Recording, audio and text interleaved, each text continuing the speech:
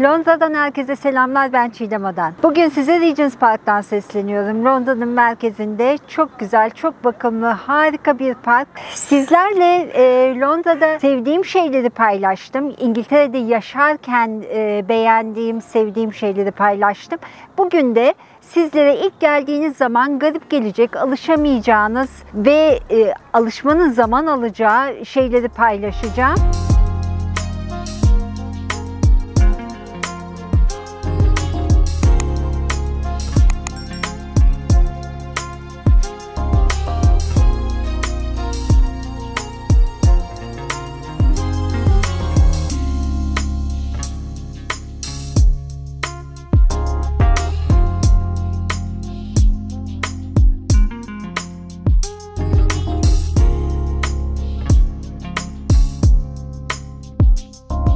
İngiltere'ye geldiğiniz zaman size en zor gelecek şeylerden bir tanesi bence zaman. Burada her şey zaman alıyor. Çünkü bir sistem kurmuşlar ve o sistemin dışına çıkmanız gerçekten çok zor. Biz alışmışız, biz delikanlıyız, böyle ateşliyiz. Benim en zor alıştığım şeylerden bir tanesi oldu gerçekten. Çünkü alelacele karar verdiğim şeyi hemen yapmak istiyorum. Halbuki burada takip etmeleri gereken şeyler var. Yöntem, prosedürler var. O prosedürlere uymak için bekliyorlar.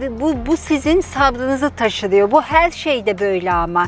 Yani bir randevu alırken de, bir anlaşma yaparken de, işte kontrat imzalarken, iş yaparken, her şeyde. İş yaparken bile mesela ben bir an önce işi alıp bitirmek istiyorum. Karşımdaki insanın da ihtiyacı var ama onun muhakkak sözleşmesinin imzalanması gerekiyor. Karşılıklı yazışmaların yapılması gerekiyor, anlaşmaların falan filan. Bu en çok zorlanacağınız şeylerden bir tanesi ve başında geliyor bence. Ondan sonra söylemem gereken şey, bence hani hep derler ya İngilizler soğukkanlı diye. Aslında İngilizler soğukkanlı, değişik bir kültür, öyle söyleyeyim. İngilizler böyle kendini daha geri planda tutan, çok içli dışlı olmayı sevmeyen bir millet. Bu şeyden kaynaklanıyor. Birazcık bireyin hakkına saygı göstermekten kaynaklanıyor. Yani senin haklarını, senin sınırlarını aşmak istemiyorlar. Onun için birazcık soğuk davranıyorlar. Sana saygıdan. Aslında umursamaz insanlar değiller. Ama bu size zor gelecektir. Tabii ki bizim alışık olduğumuz, hani komşunun kapısını çalıp da işte bir bardak şeker isteme falan filan esprileri vardır ya, o tarz şeyler tabii ki burada beklemeyeceksiniz. Kimse, yani karşındaki komşunun kim olduğunu bilmeyebilirsin uzun müddet, ama dışarıya çıktığın zaman seni tanısın tanımasın İngiliz muhakkak bir günaydın diyecektir, bir nasılsın diyecektir, merhabalaşacaktır. Yani kibar insanlar, gerçekten kibarlar. Fakat o tamamen saygıdan kaynaklanan bir şey. Yani senin özgürlüğünü aşmadıkları için. Tabii bu bir de şeyle de alakalı. Biz biraz Türkiye'de toplum olarak yaşıyoruz. Burada da bireysel yaşantılar mevcut. Yani sen daha birey olarak yaşıyorsun. Onunla da alakalı bir şey. Bu da ikincisi benim için farklı göreceğiniz ikinci şey. Bir üçüncüsü, buraya geldiğiniz zaman İngiliz göreceğim, her yerde İngiliz göreceğim diye beklemeyin. Buraya geldiğiniz zaman nüfusun 1/3'ü yabancı, yurt dışından, yani yabancılarla dolu. Onun için ona da şaşırmayın. Oldukça fazla Indian, yani Hindistanlı, Hindistan, Pakistan, Jamaikalı, Latin ve Türkler de var. Bu, şöyle söyleyeyim, özellikle İşçi Partisi ile sağ kanadın birbiriyle çatışmasının ve Brexit'in nedenlerinden bir tanesi, İşçi Partisi'nin kapıları açıp da çok fazla göçmen aldığını iddia eden sağcılar, işte biraz Brexit onunla da alakalı olarak ortaya çıktı. Aslında çok da alakası olmayabilir. Bu biraz politik bir şey. Evet, burada size değişik gelecek şeylerden bir tanesi de ölçü birimi. Burada yaklaşık 7. yüzyıldan beri inç, ayak falan gibi değişik bir ölçü birimi kullanılıyor. İnç aslında arpa boyundan, yani 3 arpa kuru arpa tanesinin uzunluğu kadarmış inç. Bu yerleşik, bayağı bir yerleşik bir ölçü birimi. Ben geldiğimden beri bunu hiç anlayamadım. Bir de ayak kullanıyorlar. Müşteri geliyor mesela, şey diyor, işte bana 3 ayak genişliği, foot, genişliği, işte bilmem ne kadar uzunluğu olan bir şey istiyorum falan diye ben bunun ne olduğunu anlayana kadar akla karayı seçtim. Hala bilmiyorum ama yani ezberden bilmiyorum çünkü beynimiz ona göre kurulmuş değil. 1 inç aslında 2 santim 54 milimetreye denk geliyor. Ayak ise 30 santime denk geliyor. Yard var 91 santime denk geliyor. Bu özellikle İngilizlerde, İngiliz müşteri varsa İngilizler özellikle bunu kullanıyorlar. Ama hala metrelerde hem santimetre var hem inç ölçüsü var. Oldukça yaygın. Birazcık araştırdığım zaman bunu sadece İngilizler mi kullanıyor acaba diye 1959 senesinde uluslararası kabul edilmiş inçin santim karşılığı, metrik ölçüde karşılığı ve ayak metrik ölçüde karşılığı ve Amerika Birleşik Devletleri, Kanada gibi ülkelerde bu ölçü birimini kullanmaya başlamışlar. Size söylemek istediğim başka bir şey de musluklarla ilgili. Özellikle ilk geldiğim zaman buraya musluklarda mixer yok. Küveti doldurup banyoya giriyorlar ve o sudan da çıkıyorlar öyle. Yani o suyun içine girip o sudan da çıkıyorlar. Bu duşlar falan daha yeni kullanılmaya başladı. Bu tuvaletlerde işte hem duş yaptırıyor, poponuza hem duş yaptırıyor, hem kurutuyor falan, sıcak su veriyor böyle ama çok pahalı.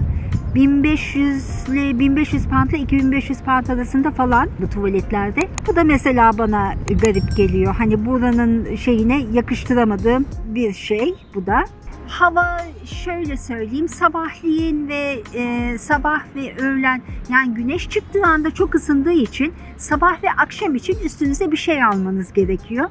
Yani çok da alışılmayacak bir şey değil ama hava değişken.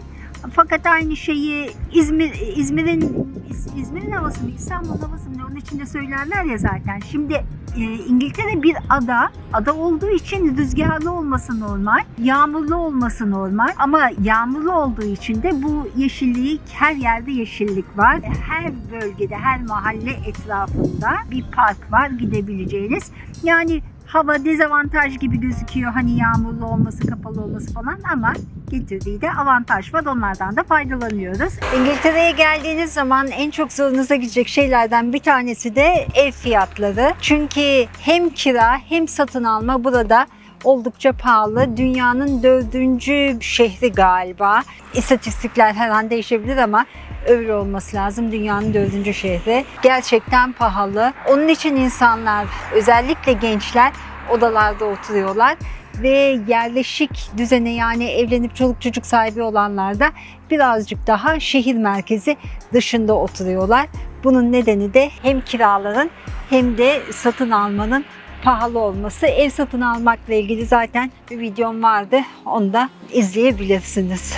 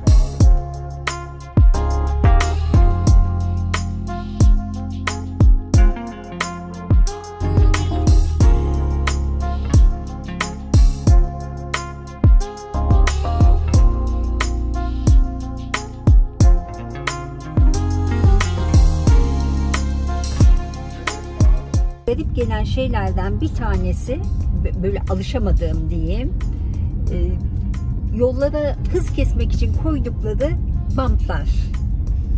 Hani bu şey olanları biliyoruz, boydan boya bump olan, şimdi geliyoruz mesela bir tanesine. Bunları biliyoruz. Böyle biraz yükseltiyorlar belli bir şeyde. Ondan sonra indiriyorlar. Hani onu biliyoruz. Fakat şu kare olanlar var ya, şimdi bakın burası 20 mile'dayız. kare olanları hiç anlayamıyorum. Yani onlar o kadar zor geliyor ki şey yapmak. Şimdi burada da bir tane olması lazım diye hatırlıyorum. Eğer var ise çok şanslıyız. Yoksa başka bir yerden geçerken tekrar çekmem gerekecek onu. Ve bu 20 mile limitini geçtiğiniz zaman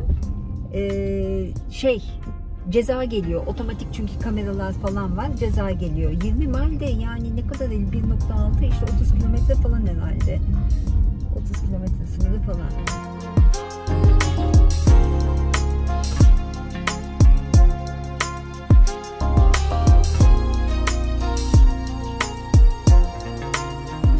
Bu arada size hazır bisikletlileri görmüşken yolda, çünkü güzel hava olduğu için herkes daha çok dışarıda.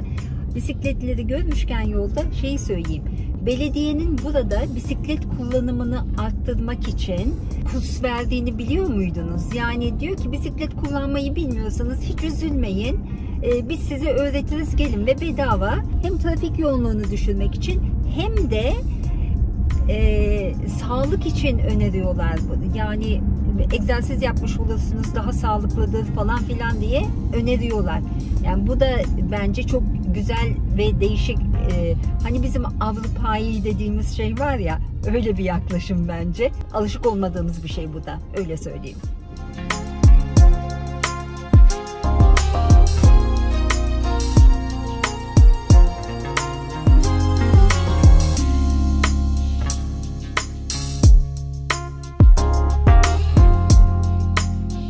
Birazdan Süleymaniye Camii'nin önünden geçiyoruz. Süleymaniye Camii de buradaki Türk komünitesinin camilerinden, büyük camilerinden bir tanesi. İçini gördüm, tertemiz, çok güzel. Gitmiştim yani daha önce. Evet. İznik çinileri falan koymuşlar. Güzel yani. Güzel bir camimiz hemen solda.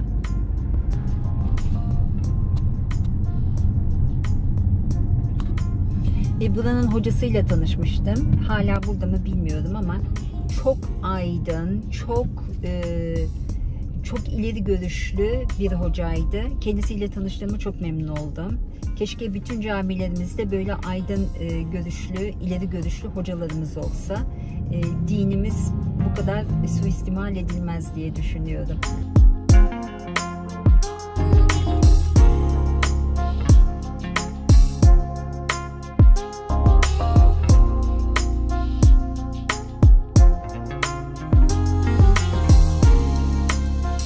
Regents Park'tan yaptığım bu videonun sonuna geldim. Umarım beğenmişsinizdir. İngiltere'de yaşarken size ilk başta zor gelecek şeylerden bahsederken Regents Park'ın güzelliğini de sizlere sunmaya çalıştım ki çok olumsuz etkileri olmasın diye birazcık üçkağıt yaptım diyelim. Hepinize mutlu günler diliyorum. Hoşça kalın.